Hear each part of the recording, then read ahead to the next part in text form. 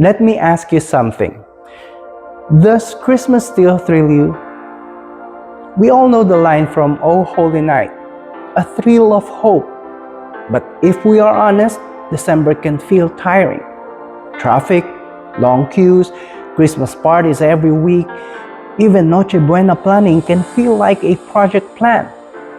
As kids, Christmas excites us. As adults, responsibility can drain the wonder. Romans 15 reminds us why Advent matters. Paul says, our God is the God of hope, not shallow optimism, real hope, that kind that holds even when life feels uncertain. Hope only exists because the world is broken. We see pain, we feel loss, we worry about tomorrow. If life were perfect, we would not need hope at all. And here is the good news. Jesus came into that brokenness unexpectedly, undeservedly.